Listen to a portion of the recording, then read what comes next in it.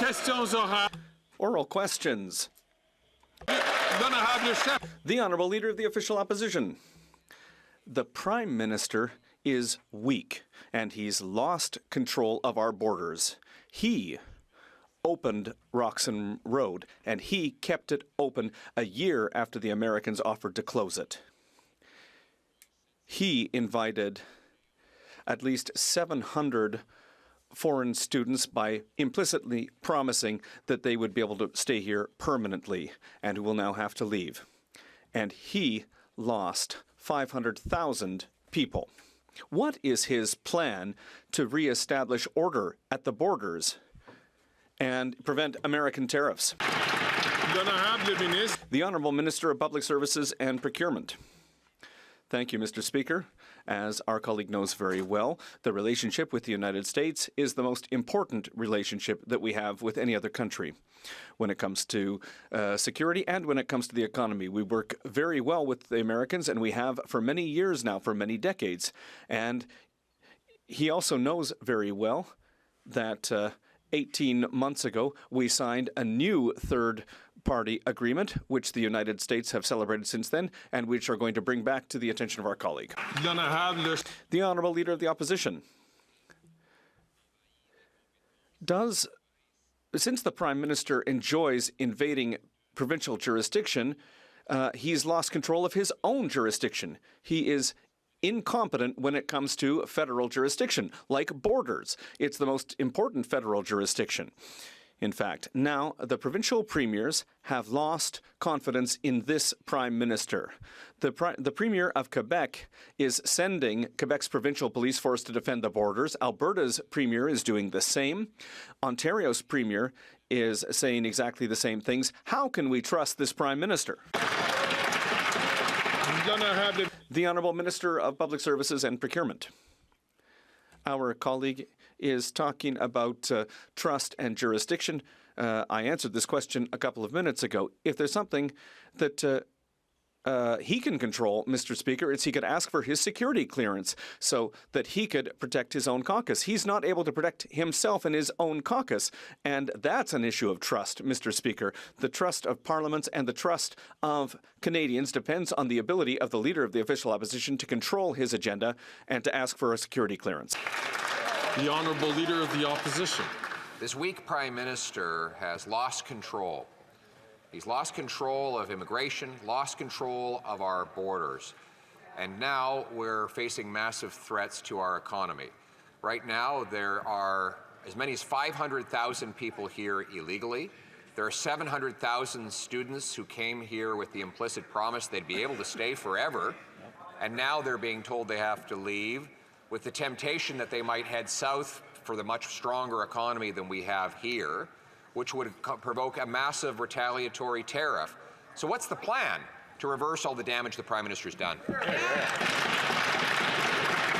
Honourable Minister for Immigration, Citizenship and Refugees. Thank you, Mr. Speaker. Hundreds of thousands of people come to this country every year and then leave. They're called tourists. Hundreds of thousands of people come here as temporary residents and then they leave. Some become permanent residents. There is a plan to achieve that. They will migrate into permanent residency, but not all can stay here, and when they refuse to do so, they will be removed. But you can't make this up, Mr. Speaker. What the member opposite, the Leader of the Opposition, is doing with the member of Edmonton Millwoods is going around to these people, pandering to them, promising them to have visas and promising not to deport them. That is highly irresponsible and it's incompetent.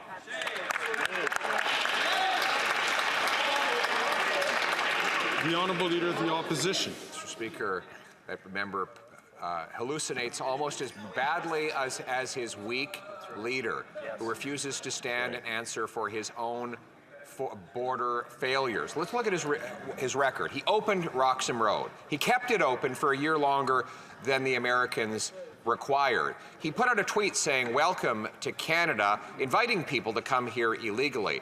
According to that minister's department, there are 500,000 people here illegally, all of whom could be tempted to go south of the border, provoking a massive retaliatory response. So once again, what's the plan to fix what he broke? The Honourable Minister for Immigration, Citizenship and Refugees. Speaker, We'll tweet out the video of him pandering to people, entertaining false hope, promising visas to everyone, promising they won't get deported. That's highly incompetent. Worse than that, Mr. Speaker, is he's refusing to get his security clearance. That is irresponsible for any purported leader of this country, any responsible person in politics. He needs to grow a pair, get the briefing.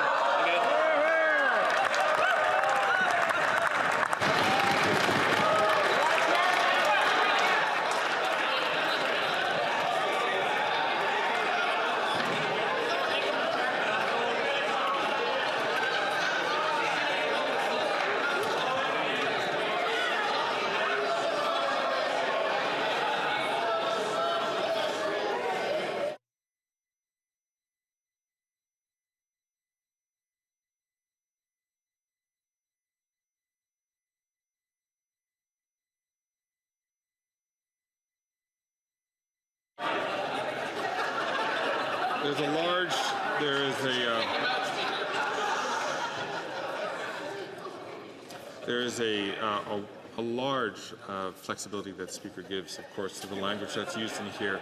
But I think that might be beyond the border. I'm going to ask the Honourable Minister if he could just withdraw those words.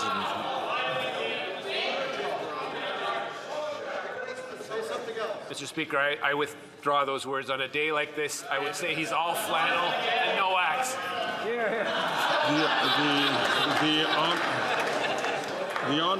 The Honourable Leader of the Opposition. Mr. Speaker, once again shows the erratic, out-of-control government we have over there. His Prime Minister is hiding from questions. His Minister is losing control of his words and his mind. This is a government that is falling to pieces. The Prime Minister has lost control of the border, lost control of immigration, lost control of our finances, and now lost control of his caucus, who are saying that they've been intimidated into voting in favor of his tiny tax trick. He's lost control, but he's holding on to power. The Honourable Leader of the Government in the House of Commons. Thank you, Mr. Speaker. Mr. Speaker, I don't know what the member is talking about. On this side of the House, we can have conversations, we can have debates, and we don't get shut down from speaking like the members opposite, Mr. Speaker. But, Mr. Speaker, let's talk about today. We are moving forward with a GST cut for every single Canadian. And what have we heard from the Leader of the Opposition? He's opposed to tax cuts, Mr. Speaker. Mr. Speaker, he's all talk, no walk. He's not there for Canadians. On this side of the House, we're going to support Canadians and let our members have debates and conversations. Thank you, Mr.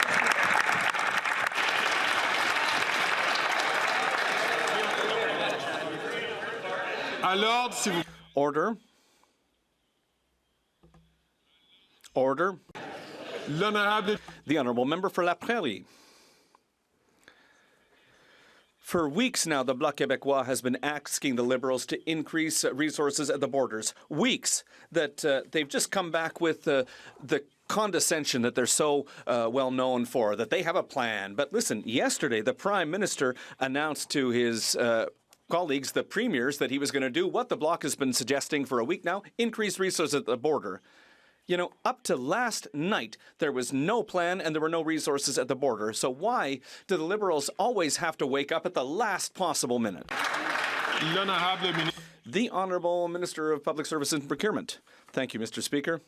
Our colleague knows very well that the relationship with the United States is the most important relationship that we have when it comes to security, economics, and the border. And that's why for many decades now we've worked well and actively with the Americans, and we've done that in recent years, particularly under Mr. Trump's administration. Mr. Trudeau, rather, the Prime Minister, had an excellent meeting yesterday with the premiers, and it's on the basis of ongoing collaboration that we will deal with the issues raised in that conversation.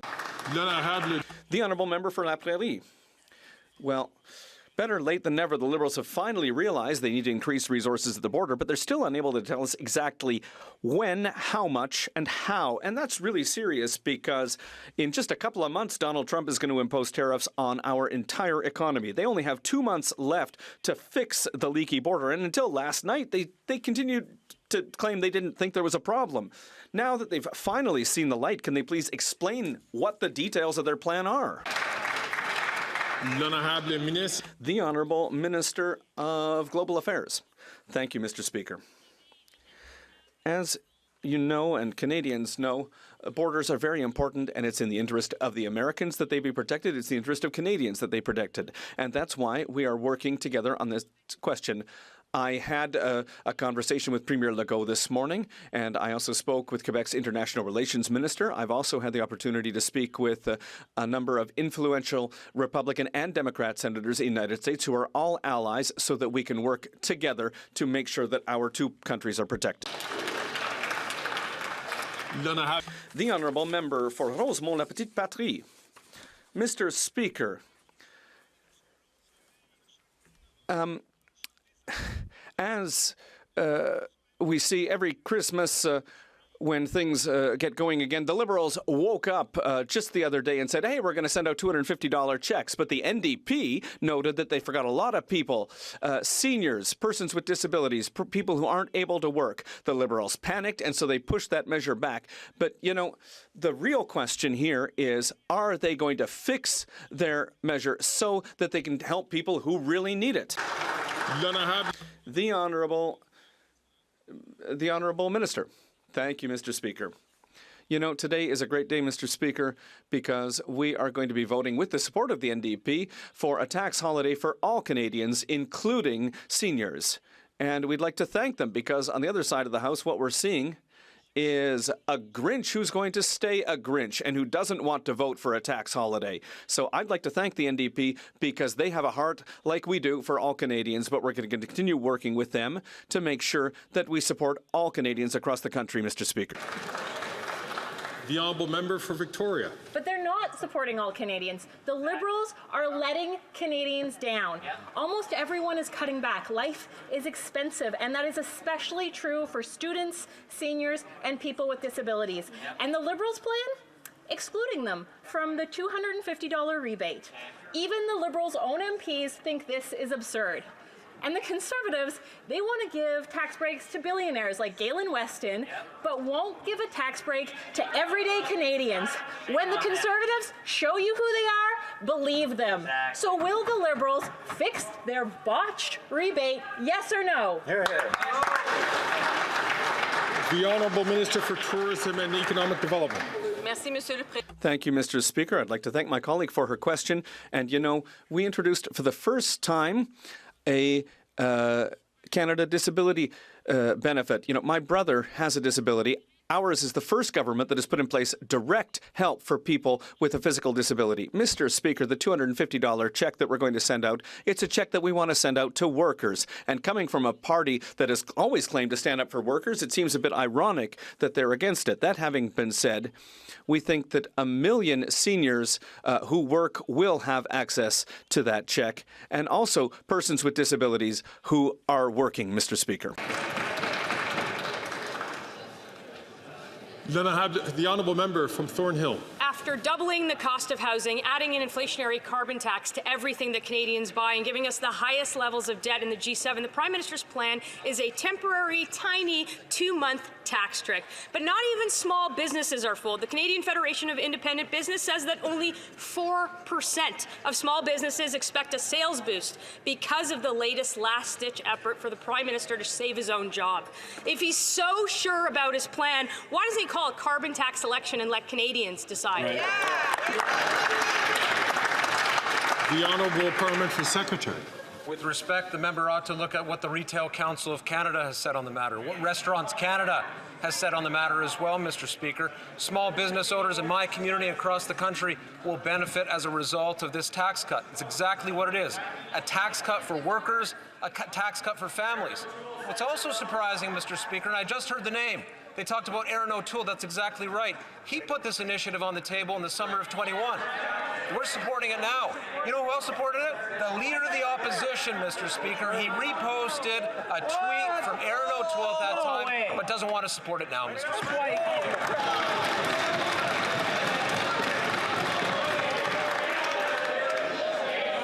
The honourable member from Thornhill. Mr. Speaker, this isn't a tax cut. It's a distraction before a much, much bigger permanent tax hike. Even his own Liberal MPs are now opposing this. The member from Hamilton East Stony Creek says that he was threatened with, quote, consequences if he voted against it. Rather than threatening his own MPs, muzzling them like he's accused others of doing, we have a weakened Prime Minister terrified of facing Canadians. So if he's so sure about his own leadership, if he's so sure about his own plan, why won't he allow his own MPs to have a free vote on this one today? The Honourable Parliamentary Secretary to the Minister of Housing, Infrastructure and Communities. Workers going for groceries, Mr. Speaker, who want to eat out, who want to buy gifts during Christmas, Mr. Speaker. That's who's on our mind, Mr. Speaker. Families who want to buy diapers for their kids, who want to buy kids' clothes. That young family who's excited about a new child coming into the family, Mr. Speaker. Car seats are expensive. There's a tax savings on that too, Mr. Speaker. The Leader of the Opposition supported this initiative in 2021, but doesn't want to now because it's a Liberal initiative. Will the real Pierre Poilievre stand up in this House of Commons?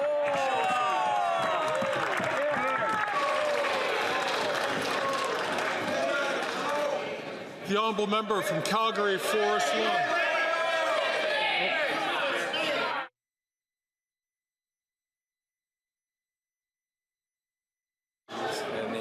Sorry, I did not hear the honourable member, and I'm going to ask members to, if members were able to hold their voices unless recognized by the Speaker, it'd be easier for the Speaker to hear a statement. The honourable member apparently had mentioned the name of another honourable member. I'll ask the honourable member to just rise and use the name of... It's an honest mistake, Mr. Speaker. I withdraw.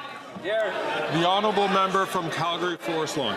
Turning temporary 2-month tax tricks won't save this desperate Prime Minister. After doubling housing costs, doubling the national debt, doubling food bank usage, now he's blaming Canadians for not feeling the vibe of this pricey gimmick. Now he's even threatening his own Liberal MP from Hamilton East Stony Creek for not supporting this vote-buying scheme. Instead of threatening MPs to take cents off Skittles, call a carbon tax election now so common-sense Conservatives can axe the tax for good. The Honourable Leader of the Government in the House of Commons. Thank you, Mr. Speaker. Well, I know the Leader of the Opposition knows a thing or two about threatening his own MPs, because if they don't speak in 3-word slogans, we never hear from them again. But, Mr. Speaker, what I can say is that on this side of the House, we are excited to deliver a tax cut for Canadians. And for the mom who has to buy diapers and groceries and a car seat, this is meaningful for her, Mr. Speaker. Who it's not meaningful for is the Leader of the Opposition, because when it comes to supporting everyday Canadians, he would rather support himself than give them a break over the holidays. That's so disappointing, and Canadians across this country are disappointed in him. Thank you. The honourable member from Calgary Forest Lawn. The only thing they're cutting is moms that have to cut down on the nutritious food that they can give to their kids and sending them into food bank lines. And after this temporary tax trick is done, they're going to jack up the carbon tax on April the 1st, making everything more expensive. And anyone who doesn't believe in this Prime Minister's radical plan, he threatens them with consequences. This inflationary vote-buying scheme will add another $6 billion to this Prime Minister's growing deficit. Instead of taking chump change off chocolates, call a carbon tax election now so we can axe the tax for good. The Honourable Government House Leader in the House of Commons. Mr. Speaker, the GST that we are proposing to remove is going to be removed on essential items like groceries, like children's clothing, like diapers and car seats. Mr. Speaker, I don't know if the honourable colleague has children, but if he did, he would know just how expensive those items are for Canadians. And for Canadians who have to buy these essential items, this tax cut makes a difference, Mr. Speaker. I don't understand why Conservative members of Parliament don't get that, but I hope they change their mind and support this measure, because it's a... Ask the honourable member from South Shore St. Margaret's, please. I will ask again the honourable member from South Shore St. Margaret's to please not take the floor unless recognized by the speaker.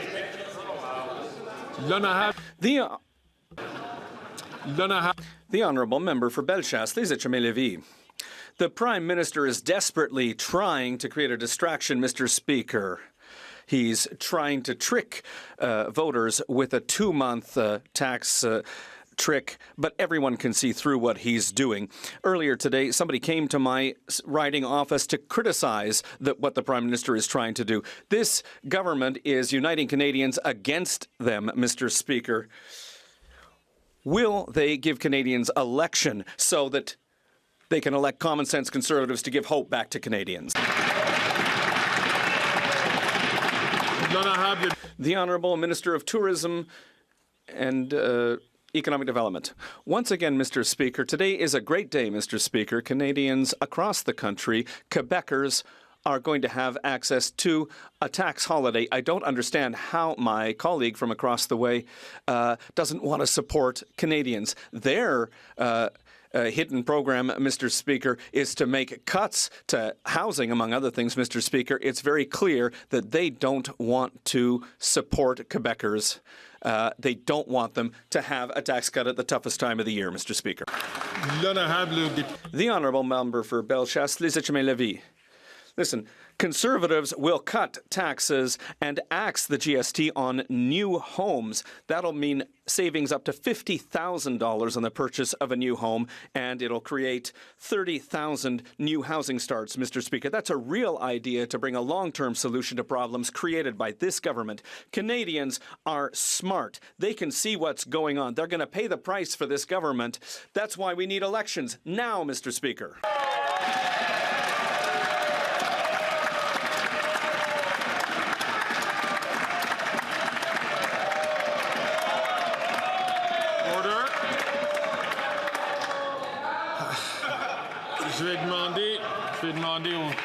I will ask the Leader of the Official Opposition, please, to sit down.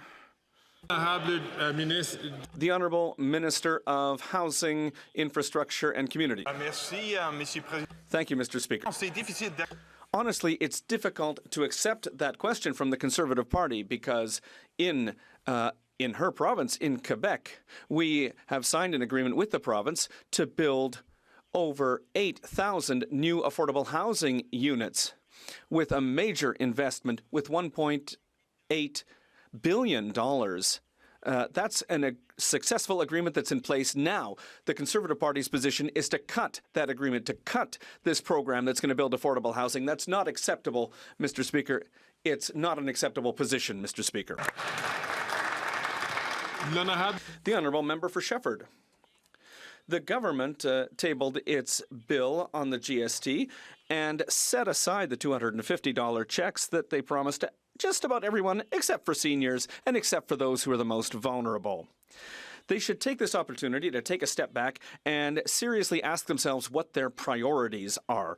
This government is ready to spend $6 billion to buy votes, but they're refusing to improve OAS for 65 to 74-year-old seniors. That would fix the injustice that they're suffering from right now, and it would cost 2 times less than this gift. Will they give royal sanction to C319 instead of trying to buy votes? The Honourable Minister of Tourism and Economic Development for the Regions.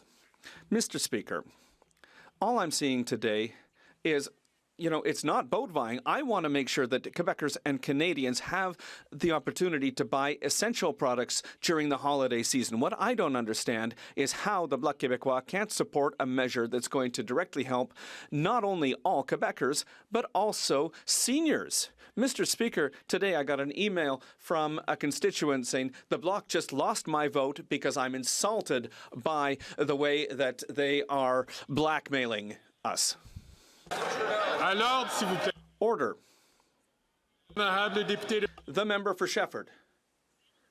Now, This is, becoming a habit for this government, forgetting seniors. They're saying, look, we've done enough for them, so nothing else, too bad. But there are seniors who won't even be able to benefit from the GST holiday because all of their income is going to cover their basic needs. The government could act if they're able to give $250 to just about everyone, just to show how generous they are. Well, then they'd be able to spend $6 billion.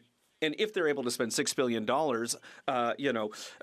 to buy votes, well, they could invest $3 billion in OAS instead of giving money to lots of people who don't need it. Why not simply improve OAS?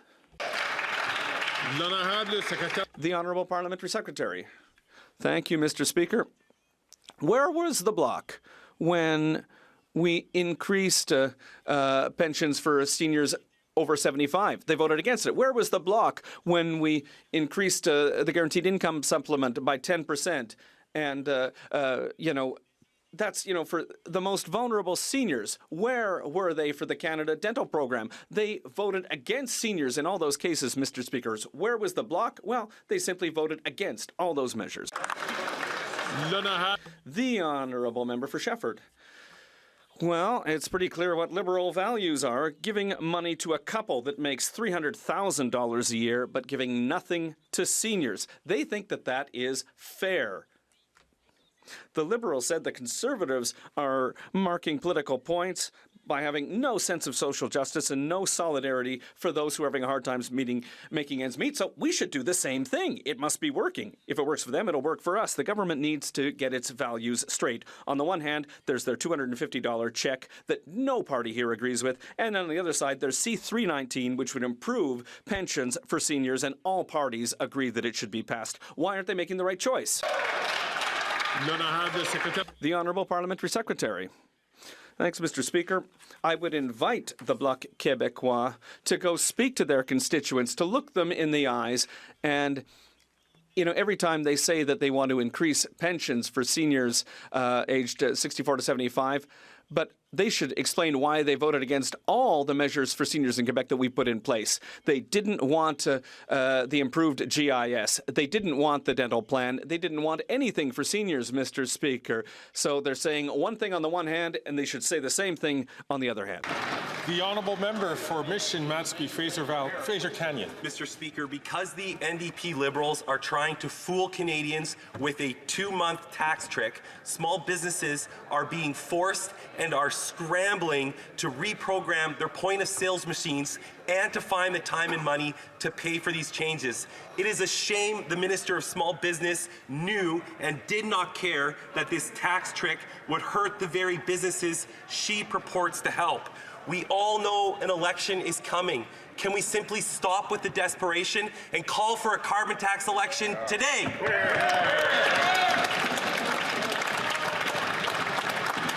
The Honourable Minister for Small Businesses. Mr. Speaker, the only thing that member and his party can offer small businesses are slogans on repeat, cuts to programs that are essential, and cuts. So, Mr. Speaker, our tax break is not just good for small businesses, it's good for their customers. This tax break isn't just helping families, it's also supporting the entire community and boosting their neighborhood independent grocery stores, restaurants, retailers, and small businesses that power our local economy. CRA has provided further guidance on this today, which will help support small businesses, and small businesses can call the CRA hotline to get further support. Thank you, Mr. Speaker. The Honourable Member for Bay of Quinte. Mr. Speaker, 40% of Canada's economy is tied to our relationship and trade with the U.S. But after 9 years, we have no softwood lumber deal. And what's happened? Tariffs have doubled, and they're set to double again if we have a first increase but a second if Trump gets his way and we don't fix the border. After 9 years, Mr. Speaker, we have lost 90,000 jobs in softwood lumber, 40,000 each in Ontario, Quebec alone. The last Prime Minister solved this in 79 days. It's been 3,311 days. Where's the plan for softwood lumber?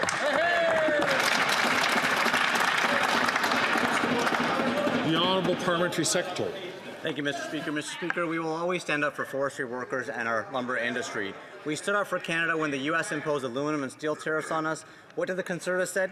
They urged us to back down and capitulate. When we renegotiated NAFTA back in 2018, we stood strong and protected Canada's economy, while the Conservatives asked us to capitulate. We have a proven track record when it comes to negotiating, Mr. Speaker. We will continue to protect Canadian workers and Canadian industry. Thank you. The honourable member for Bay of Quinte. Mr. Speaker, there's no Team Canada when the plan is to pile on taxes, make energy and production more expensive, and sideline our Canadian industry on the global stage. What kind of team has no game plan after 9 years, has lost 90,000 softwood lumber jobs, got kicked out of CUSMA negotiations, and sat on the sidelines when Mexico overcame Canada for the USA's #1 trading partner? But here's a Canada First plan. Axe the tax, scrap the cap on oil and gas production, and fix softwood lumber. Why doesn't the Prime Minister use that common sense Canada First plan? The Honourable Parliamentary Secretary to the Minister for International Trade. Mr. Speaker, the U.S. is a very important partner to our economy and to our relationships with the rest of the world. When you talk about trade, we have $1.3 trillion of trade last year with the U.S., which is a record since we renegotiated NAFTA in 2018. Mr. Speaker, we will continue to be at the table with a Team Canada approach as we continue to protect Canadian businesses and workers. Thank you, Mr. Speaker.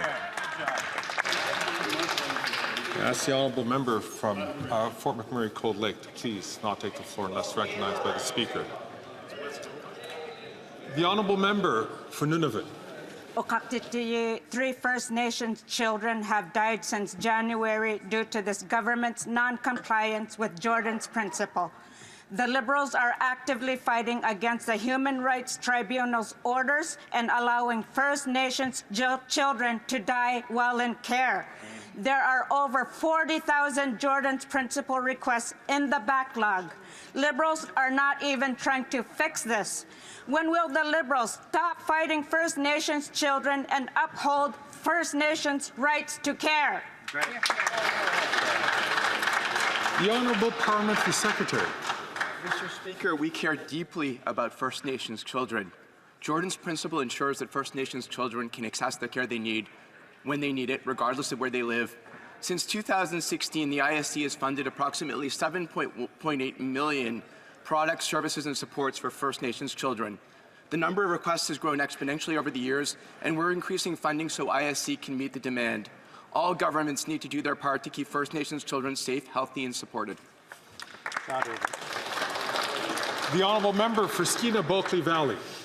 Here's the latest horrifying story involving the airline's mistreatment of people with disabilities. Air Canada failed to secure a brain cancer patient in a wheelchair. She fell out and was left bleeding and bruised. We're talking about a failure to protect people's safety and dignity. We're talking about a failure to uphold their basic human rights, and yet, despite dozens of stories like these, people with disabilities have seen zero action from this government. Either these Liberals don't think things in the air sector have gotten bad enough yet to act, or they simply don't care. Which one is it? The Honourable Parliamentary Secretary to the Minister of Transport. Thank you, Mr. Speaker, and I thank the member for the question. Mr. Speaker, this government takes accessibility very seriously, ensuring that all passengers are treated with dignity. In May, for example, we had a summit that listened and learned from those that have accessibility issues, and of course recommendations came out of those meetings to ensure that we work with the airlines and, quite frankly, Mr. Speaker, demand that they address the issues as the member has brought forward. Thank you, Mr. Speaker. Good answer. The honourable member for Humber Valley Black Creek. Thank you very much, Mr. Speaker. I continue to hear a lot of noise from the members opposite about affordability, but no real solutions.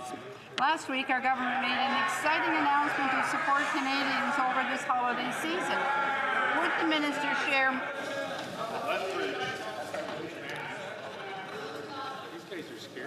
The honourable member for Humber River Black Creek can start from the top, please. Mr. Speaker, I continue to hear a lot of noise from the members opposite about affordability, but no real solutions. Last week, the government made an exciting announcement to support Canadians over this holiday season. Would the minister share more details about our government's plan to put more money in the pockets of Canadians? The Honourable Minister for Natural Resources and Energy. Thank you, Mr. Speaker. I want to thank the Honourable Member for the question. We know that Canadians need more support these days, and that is why we introduced the Canada Child Benefit, lifting hundreds of thousands of Canadian children out of poverty. We cut childcare costs by 50% to help families, and we cut taxes for small business. And now we are giving all Canadians a tax break. We're eliminating the GST on essential goods for 2 months to support Canadians through the holidays. This means groceries, this means children's clothes, and more will be tax-free, so Canadians will have more money in their pockets. Conservatives oppose this just as they want to cut all kinds of supports for Canadians. While they play political games, we are working for Canadians. The Honourable Member for Calgary-Shepherd. Canada's 3 million temporary migrants do not appear poised to leave voluntarily. That's the headline from a major Canadian newspaper. The immigration minister naively expects that they'll leave voluntarily. Migrant advocates admit they have no such plans. This sets the stage for mass overstays and more illegal border crossings into the United States. This strains our relations with the newly elected U.S. administration, now threatening a 25% tariff if we don't secure our border. What is the Prime Minister's plan to enforce the laws and ensure that people who need to leave do so? The Honourable Minister for Immigration, Citizenship and Refugees. First, Mr. Speaker, the members opposite can get their facts straight. They float around numbers, 3 million, 5 million. They actually don't know what they're talking about in response to their own order paper question. I hear them heckling me, but who they really should be heckling is the leader of the opposition, who is pandering to all these groups, promising visas to everyone and not to deport anyone. That's not responsible. He really needs to grow up if he's going to be responsible. Thank you.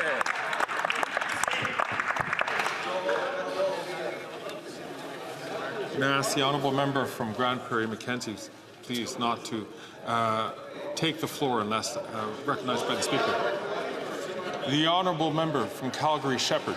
Mr. Speaker, the minister had no answers at committee when I asked him the same questions. He doesn't know his numbers because he has no plan. It's really simple. The lack of a plan threatens the integrity of our immigration system. It risks significant diplomatic damage with this newly incoming U.S. administration. Are they deploying more police to the border? They don't know. Are they deploying advanced technology, and are they using it for border surveillance? They don't know. Are they going to use CBSA with more resources, more agents on the border? They don't know. YouTube videos aren't enough. Will the Prime Minister present a Made in Canada First plan that will make sure that everybody that's required to leave will actually do so? Hear, hear, hear. Well.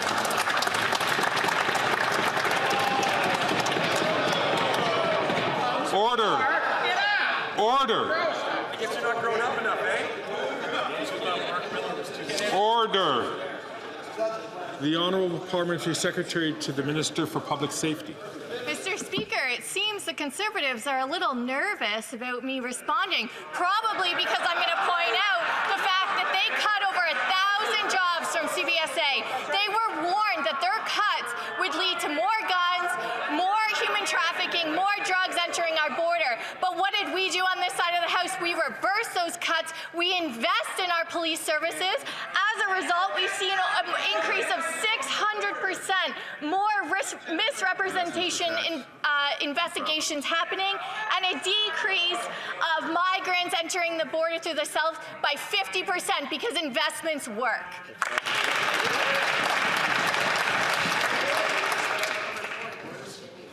The Honourable Member for Mégantic-l'Érable. Hear how nervous I am, Mr. Speaker. Well, after 9 years of incompetence on immigration, the Prime Minister has no plan to protect our borders. Imagine only 2 days before President Trump's threats, 16 people were arrested trying to cross our border illegally, and many have also crossed into the U.S. since the beginning of 2024. What's the Prime Minister's plan to put Canadians first, protect our borders and our jobs? The Honourable Minister of Global Affairs. Thank you, Mr. Speaker. There is no more important relationship than that of Canada and the U.S. worldwide. And that's why we always have to invest more in this relationship when we know that Canadians want to make sure we protect their interests. And that's why, for us, the border is very important, as is security, as is for the Americans as well. I have been very involved recently, speaking with my counterparts, also with several U.S. senators, and of course, we do have a very good plan because it's in the interest of Canadians. The Honourable Member from Mégantic-l'Érable. Mr. Speaker, we're here because they have created chaos and disorder in our immigration system at the borders. After 9 years, it's clear this Prime Minister is too weak to face Donald Trump. In 2016, he opened up our borders to the world after promising the Canadian dream. All of these people have to go back to their homes. How will he ensure that none of them will immigrate illegally to the U.S.? There's no plan to protect our borders. When will he trigger an election so we can have a strong leader that will put Canada first? The Honourable Minister. Thank you, Mr. Speaker. Mr. Speaker, we know full well we have to protect our border, and that's why, with the Biden administration in the past, we were able to conclude a safe third country agreement. We will also reach an agreement with the future U.S. administration. It's in our interest and in theirs, and this government's as well.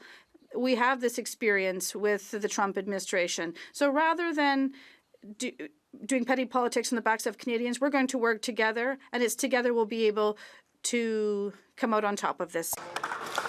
The Honourable Member for Joliette. The GST vacation is a $1.6 billion gift to people who don't need it. It's a reward for spending. Low-income seniors won't see a big difference, nor will minimum wage workers or families who receive Christmas baskets. But it does pay off for those who have reservations at top restaurants or buy their New Year's Eve champagne by the case. How can the Liberals and the NDP subsidize the spending of the rich while abandoning those who are tightening their belts this Christmas? The Honourable Minister of Tourism. Mr. Speaker, I'm a member in a riding where people often, at the end of the month, have to go buy their food at Dollarama.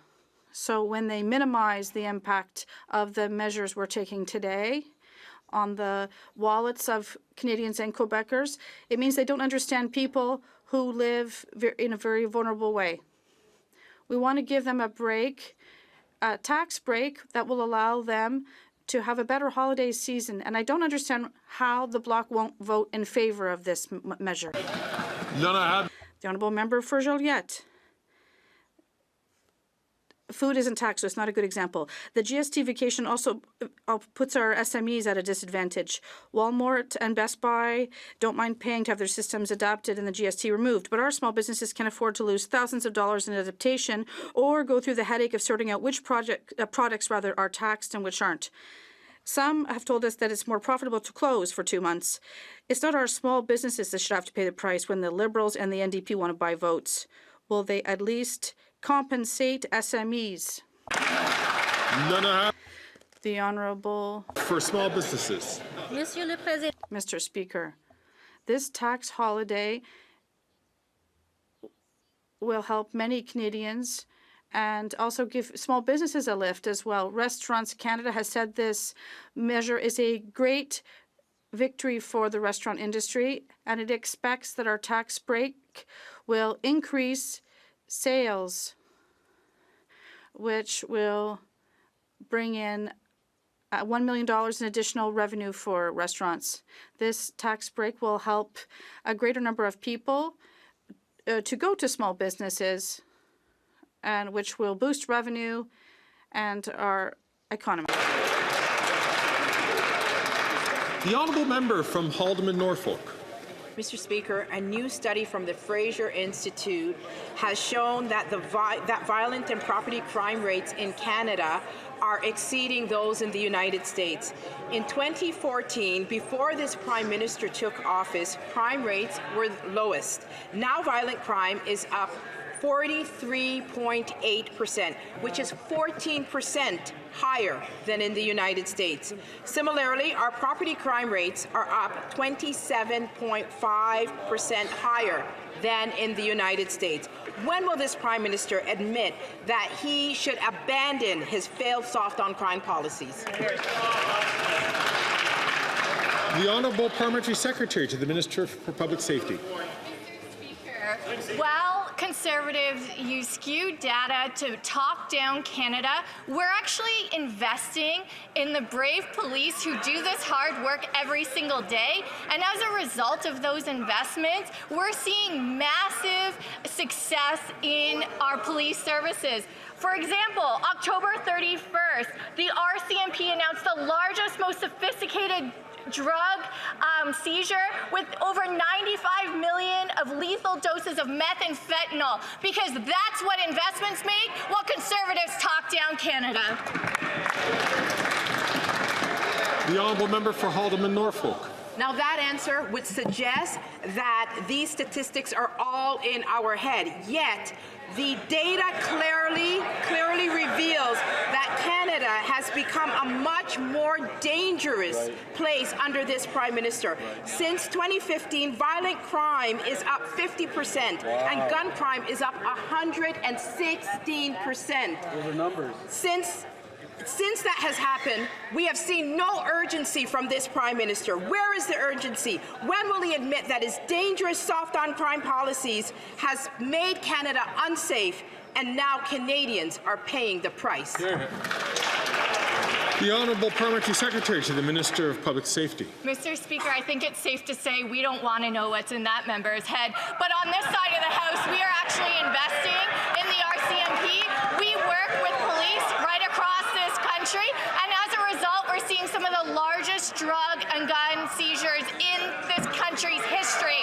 Conservatives talk a big game, but what they did is they cut to the guns and gangs program to the RCMP. They cut resources at CBSA and our borders. And what did that do? That brought in drugs and guns into our country, and Conservatives made those cuts.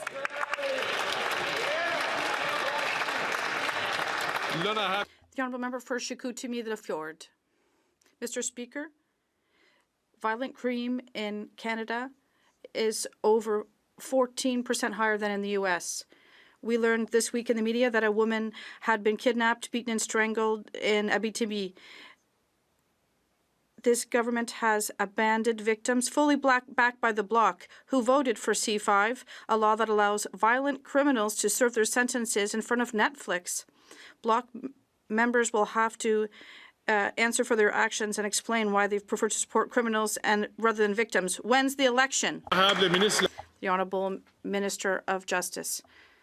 Mr. Speaker, let's talk about investment. What we did on this side of the House is to invest to protect Canadians, including Quebecers. We invested in border services. We've invested in scanners to keep our borders safe, particularly at the Port of Montreal. The results are as follows. What we saw in Quebec is a decrease of 42% in vehicle thefts. That's action to fight crime, to protect Canadians. Thank you. The honourable member for Dorval-Lachine-LaSalle. Mr. Speaker, our government believes that Canadians who work must benefit from support to allow them to face the rising cost of living. Last week, we announced the new Canadian Workers Rebate, which will provide a direct, tax-free benefit to millions of Canadians. Can the minister explain how this rebate will make a tangible difference in the lives of workers? Thank you. The Honourable Minister of the Environment and Climate Change. Mr. Speaker, I'd like to thank my colleague for her question. It's a great day for Canadians because we are announcing a tax break for the holiday season to help families and workers, Mr. Speaker, to buy food, go to restaurants and buy children's clothing. It's incredible to hear the Conservative leader force his members to vote against this measure, even though 2 years ago himself he was supporting this. It's so hypocritical. And you know, we call that, in my area, a big talker and a small doer. The honourable member for Dauphin, Swan River, Neepawa. Mr. Speaker, yesterday at committee, the Environment Minister recklessly promised to quadruple the carbon tax despite American tariffs that will cripple our economy. He gleefully stated, "Of course, we're going to continue with the carbon tax." With 40% of our economy dependent on trade with the United States, he should have just said, of course, I'm going to kill our economy. That's right. He's done it before, he'll do it again. Why is this minister so hell-bent on vandalizing Canada's economy? And why? The Honourable Minister for the Environment and Climate Change. Mr. Speaker, because of carbon pricing in Canada, it's generating $25 billion of investment every year in our economy, Mr. Speaker. It's putting more money in the pockets of 8 out of 10 Canadians, and it's helping us reduce our emissions for the first time in our history.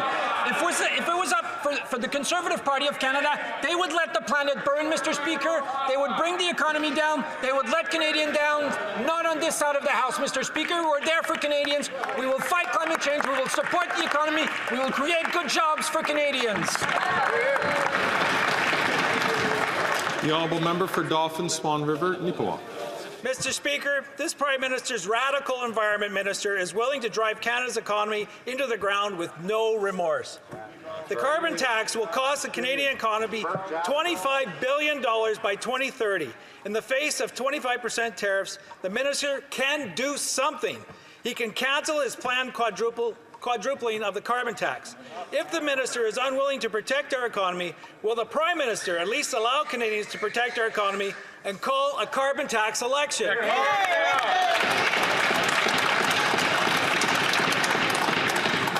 The Honourable Minister for Order. The Honourable Minister for the Environment and Climate Change. The Conservative Party of Canada, when it comes to many things, including climate change, is extremely reckless. This is the party that let the people of Jasper down, Mr. Speaker.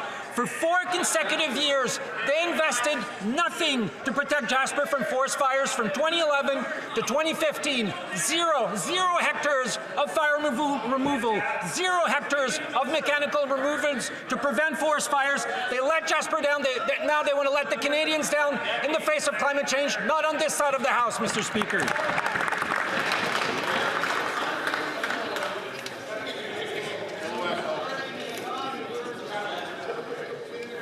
Order.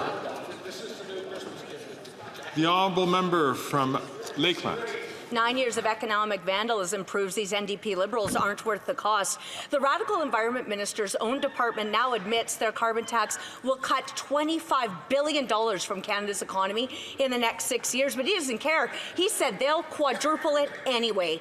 Canadians already can't afford to eat or to heat, house or drive themselves. So with the threat of 25% crushing tariffs on Canadian goods, will the Liberals finally put Canada first and axe the tax for all for good so Canadians can actually afford to live?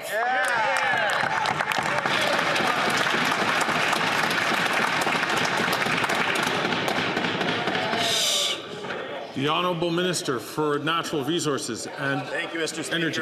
I'm honestly not sure how Canadians can give any credence to anything that member and those folks over there say. That member on the other side of the House ran on a platform that included putting a price on pollution. It is the height of hypocrisy. At the same time, she and her colleagues are denying the science of climate change, and they are condemning our children to a future that is a terrible one indeed. From an economic perspective, they have no plan to build an economy that will actually create good jobs for our kids and our grandkids. It is absolutely shameful, the positions that they take. Colleagues.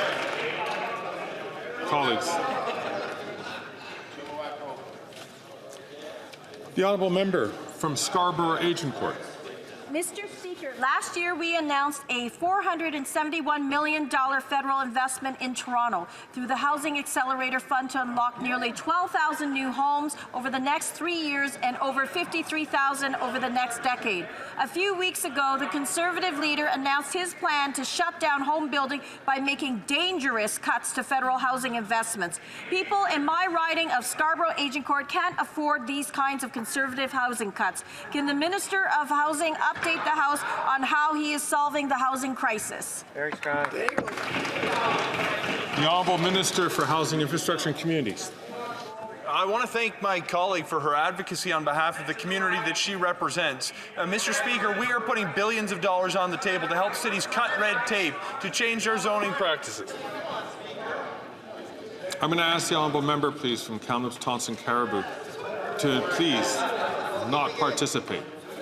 He's not recognized by the chair. I'm going to ask the honourable minister to start from the top.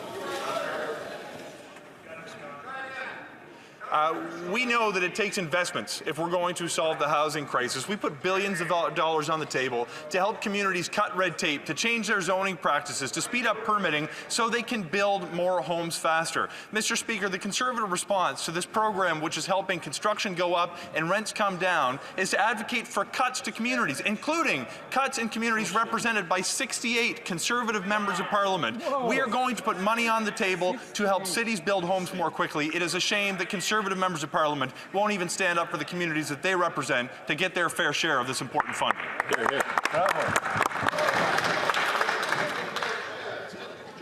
The honourable member from South Okanagan, West Kootenay. Mr. Speaker, the government's massive public sector pension plan surplus is so large that by law they have to draw on it.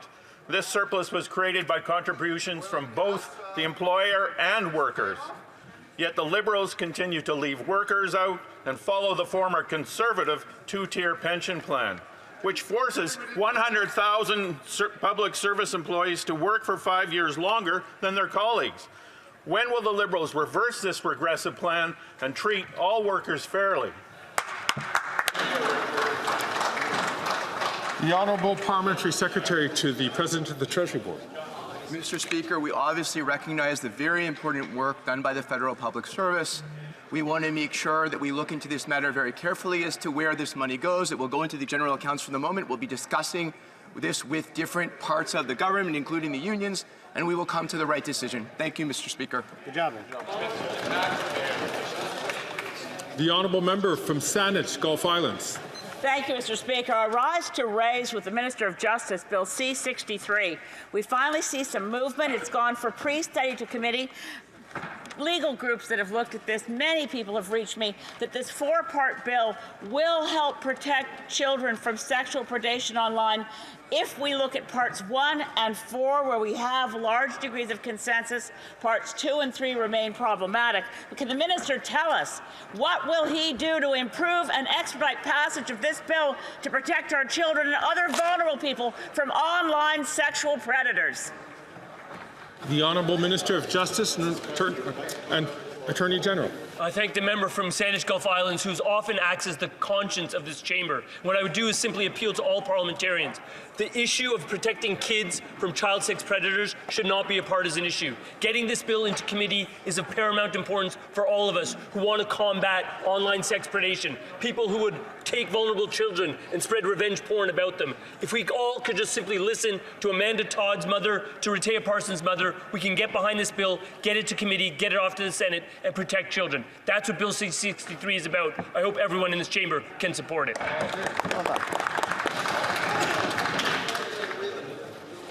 This brings us to the end of the period provided for oral questions. Now it's time for the weekly